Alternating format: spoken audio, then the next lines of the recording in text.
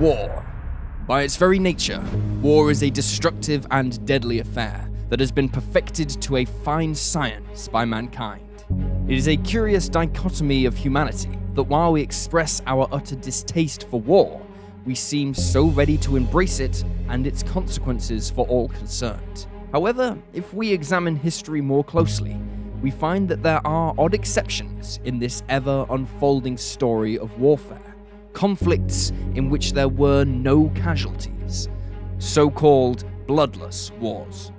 Like any shooting war, a bloodless war can take on many forms and is not always declared by one side or the other. It simply comes into being as two sides with two opposing views clash, often regarding territory and resources. Often, bloodless wars are seen as an alternative to actual shooting wars, and are conducted as such, with either side engaging in acts of vandalism or in some way inhibiting the affairs of the other, without firing weapons. Some bloodless wars are predominantly fought by countries and states at the negotiating table, while backed up with some show of force, designed to warn an opponent that they are prepared to defend themselves. In today's episode, we're going to examine 3 bloodless conflicts throughout history, explore their origin, and examine how they were conducted and prevented from escalating further, for it is true to say that every war in history was bloodless until the first shot was fired. Welcome to Wars of the World.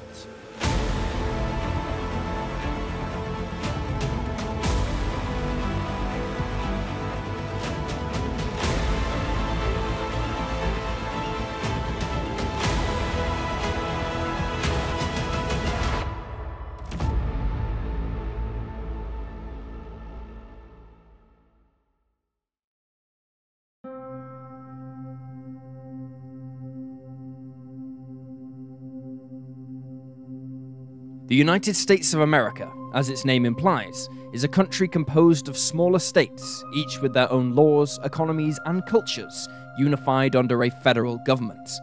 However, the United States in its current form did not emerge overnight, and its formation was at times wrought with conflict between the states, culminating, of course, in the American Civil War. In 1818, the territory known as Missouri applied for state status within the United States. However, there were concerns amongst other states, particularly nearby Wisconsin, over the influence this new state might wield, given that it was about to become the largest single state in the country. Eventually, a convention was held to determine the line of separation between the states, and was based on the 1816 survey conducted by John C. Sullivan. However, in 1837, Missouri elected to have the Sullivan Line, as it was called, resurveyed, with the intention of extending its border further north to absorb the region's rich honeybee population, honey being a lucrative commodity at the time, and one that would go a long way to helping shore up the state's economy. The new survey, conducted by one J.C. Brown, was wrought with errors, some concerning the methods originally employed by Sullivan and the interpretation of his findings, and some of Brown's own doing, such as confusing magnetic north with true north. Consequently, the new state line produced by Brown was at times some 13 miles further north than Sullivan's. Missouri elected to pass the new boundary into their state law, but of course, Wisconsin protested and took the matter to the federal government, who appeared to drag their heels when coming up with a solution. To further complicate matters, settlers who had moved into this region were campaigning to be recognized as an independent state, having been granted territory status on January 4, 1838, laying the foundation for the state of Iowa, which was now Missouri's northern neighbor, but the matter over the border dispute remained. Eventually, it was decided that another survey, this time commissioned by the federal government but involving delegates from both states, would be the only way to determine the border. But Missouri refused to cooperate, standing by Brown's survey. The new survey was conducted through the remainder of 1838, being delayed by poor weather and sickness among the delegates, but instead of settling the matter, it only further confused things, stating that there were now 4 possible border lines, including the Brown and Sullivan ones.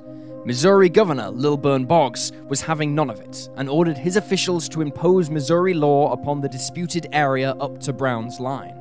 However, many of the settlers in the area had either moved south from Iowa or preferred to come under Iowa's authority, particularly when it concerned the matter of slavery, which was illegal in Iowa but not in Missouri. Iowa's Governor Robert Lucas felt he was left with no choice but to order his own civil servants and law enforcement into the region and expel any Missouri officials past the Sullivan Line, which was still technically the agreed line of separation. By the beginning of 1839, factions quickly emerged in the disputed areas loyal to one state or the other. These factions soon began arming themselves, forming into militias ready to fight should the need arise. Meanwhile, both Boggs and Lucas continued to assert their legal rights over the disputed area, and when Missouri Sheriff Uriah S. Gregory attempted to collect taxes from settlers, he was arrested and expelled by Iowan Sheriff Henry Heffelman.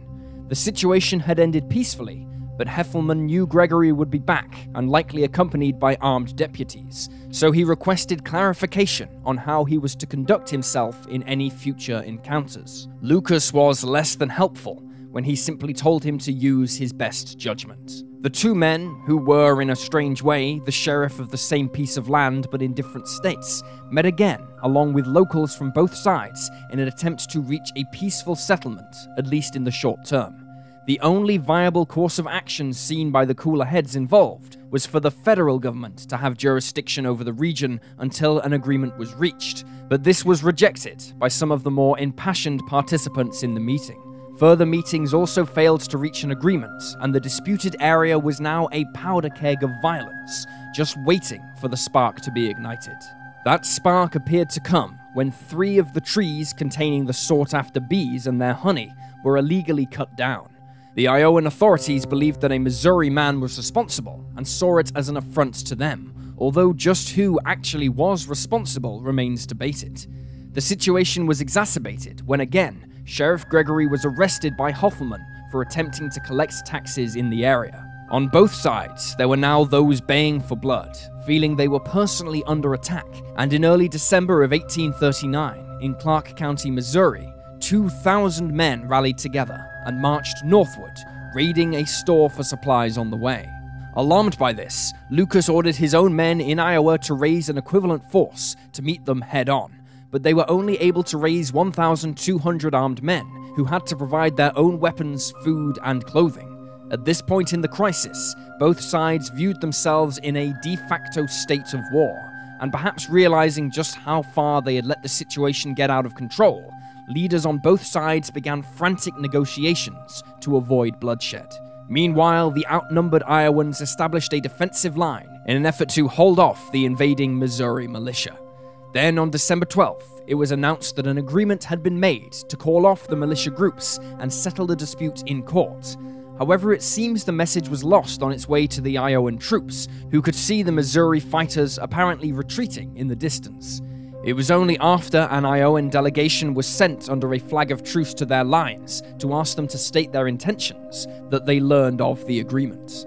The Missouri militia obeyed the instruction to stand down, but were furious with Boggs, even going as far as to kill a deer and use it to build an effigy of him, labeling him as a traitor. The war over the honey, as both sides saw it, was over, and thankfully no blood was spilled, but the dispute would take nearly a decade to settle, with the US Congress eventually deciding that the original Sullivan Line was to be the official border.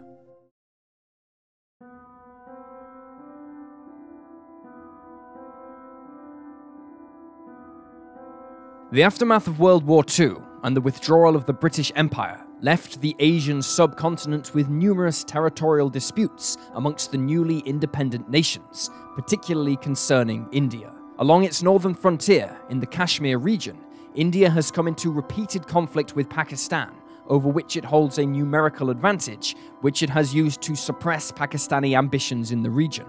However, India cannot so easily address its disputes with China concerning the Depsang Plains and Arunachal Pradesh, the latter of which is referred to on Chinese maps as South Tibet.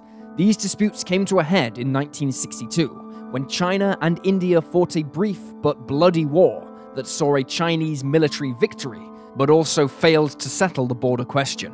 By the early 1980s, the strategic situation had changed dramatically, as India had become a burgeoning regional military superpower, having defeated Pakistan in 2 major conflicts and built up a modern and advanced military force, thanks largely to support from the Soviet Union, which was itself at odds with China by this time.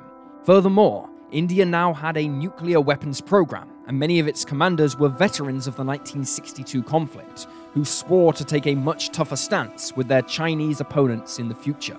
In 1984, India established an observation point on the bank of the Sumdorong Chu, a tributary of the Nyamjiang-Chu River that flows along the disputed Sino-Indian border, in order to monitor Chinese military activity. The observation post was only manned in the summer, as this was seen as the most likely time China would ever attack, given the harsh winter weather. In 1986, the Indian troops were alerted to Chinese troops in the Guangdong area by local farmers, and they immediately set out to investigate.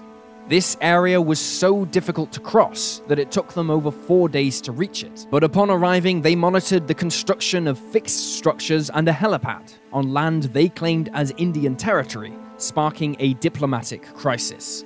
This sent alarm bells ringing for many in New Delhi. The territory was recognized as being in dispute, but the Indian government had not given up its claim. Therefore, the Chinese incursion and construction was effectively an act of war. The question now was what to do about it. Giving up their claim on the territory was not an option, while going to war was the final one.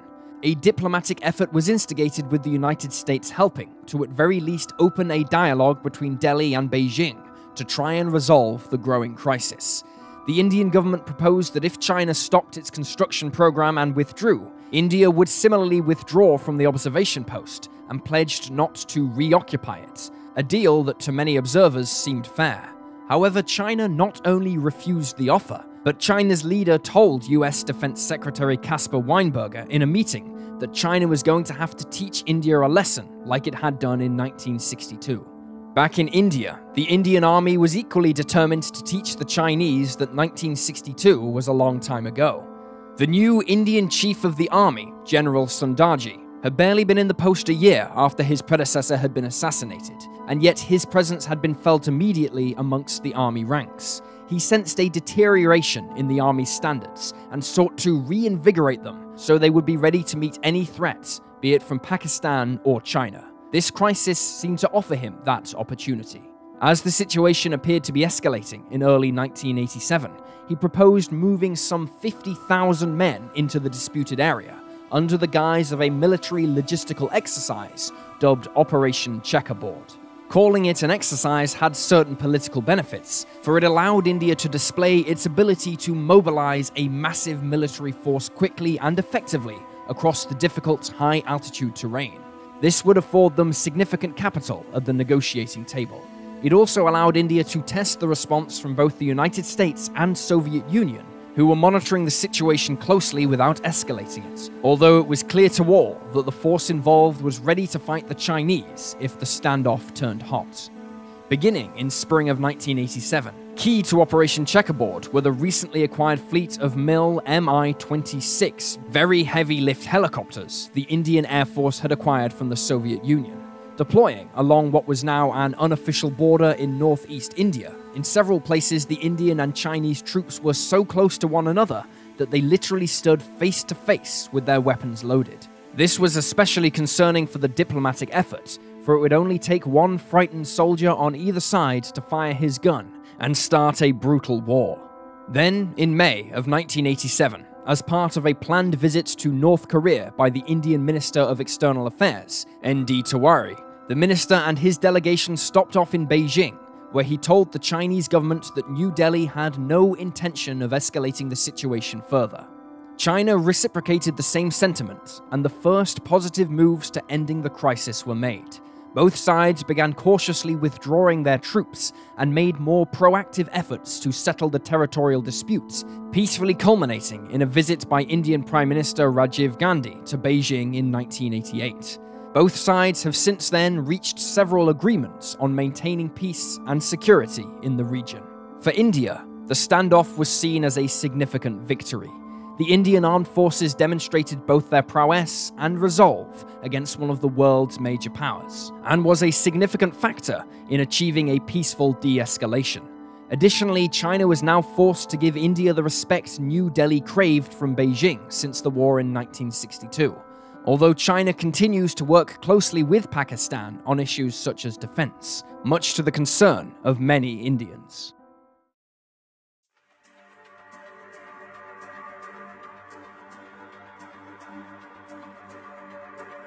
There are many aspects of human civilization that we can see replicated in nature. However, one thing that seems unique to humanity is bureaucracy. Regardless of how you feel about paperwork, the ability to record information, and especially agreements between individuals and groups, is one of the cornerstones of civilization, as it holds people to account and allows us to track resources and services we have invested in. Paperwork has been used to both start and end countless wars throughout history, leading to the phrase that the pen is mightier than the sword. However, the problem with this paper trail through history, and the many legal processes that they create, is that sometimes what is on the page doesn't translate into reality, and thus we come upon the curious notion of the paper wars. Conflicts that exist almost entirely in writing. In the opening years of the 19th century, Europe was plunged into the Napoleonic Wars, so named because the main instigator was France, led by Emperor Napoleon Bonaparte. During the conflict, Great Britain was allied with Sweden against France, while at the same time was engaged in a conflict with Imperial Russia over territory in modern-day Finland. The conflict was concluded in 1809 and was a Russian victory, and with Russia at that time being allied with Napoleon, Moscow forced Sweden to seek peace with France. After a series of unfavorable negotiations, Sweden signed the Treaty of Paris on November 6, 1810, which ended hostilities between the two, but one of Napoleon's stipulations was that Sweden join the continental blockade of Great Britain. This would require Sweden to declare war on Great Britain and seize British ships. Thus began the Anglo-Swedish War. However, Sweden had little intention of enforcing the agreement, and British ships continued to use Swedish ports unhindered by their new enemy, and trading between the two countries continued. The war would end almost 2 years later, when peace negotiations were incorporated with those between Britain and Russia without a single shot or even a military act having been carried out by one side against the other. By this time, Sweden and France were again at odds over a French invasion of Swedish Pomerania in modern-day Germany and Poland, so it served Sweden to renew their old camaraderie with Britain. While bloodless between the belligerents, a tragic incident did occur related to the paper war concerning the refusal of a group of farmers in Sweden to accept conscription into the army. Troops were used to disperse them, and 30 men were killed, although given the tensions in Europe at the time, this likely would have happened anyway. Interestingly, this was not the only paper war that was to emerge as a result of the Napoleonic Wars. France was supported by Spain and Denmark until Napoleon invaded the Iberian Peninsula, by which time 13,000 Spanish troops were based in Denmark and now found themselves in enemy territory. In the spirit of defiance and showing support for their troops, the small Spanish municipality of Huesca in southern Spain took it upon itself to declare war on Denmark on November 11, 1809. This largely symbolic gesture was then forgotten about, as events on the continent overshadowed it, until a local historian discovered the declaration in 1981. On November 11th of that year, the local mayor met with the Danish ambassador to Spain, and the two formally ended the war. Lasting exactly 172 years, the war is technically the longest conflict in the history of Spain, although again, one in which not a single shot was ever fired. However, this bizarre tale pales in comparison to the story of the paper war that existed between the Netherlands and a small island off the coast of Cornwall, England. Now, before we delve into this story, in that while a formal peace was reached, the existence of an original declaration is in dispute, as we will soon see. The tale begins during the English Civil War, which raged between 1642 and 1651, when Oliver Cromwell led the parliamentarians to victory against the Royalists under King Charles II. One of the last vestiges of Royalist control was Cornwall in southwest England, until even here they were forced to retreat to the Isles of Scilly, some 24 miles offshore. At the same time, the Netherlands had become allied to the parliamentarians after recognizing they would be victorious, and thus, in response, the surviving royalist navy began plundering Dutch merchant ships near the Isles. On March 30th, 1651, Lieutenant Admiral Tromp sailed to the Isles of Scilly and demanded Dutch ships, their cargo and crews be handed over to him. Angered by this, the Admiral declared war on the Isles of Scilly on behalf of the Netherlands, specifying the archipelago in his declaration so as not to unintentionally declare war on his English parliamentarian allies. And this declaration was repeated in writing by parliamentarian lawyer Sir Bulstrode Whitlock, arguably formalising the declaration beyond the Admiral's word. Before any firing could occur, however, the Royalists surrendered to the parliamentarians, ending the Civil War. But this left the Admiral's declaration in a state of legal limbo.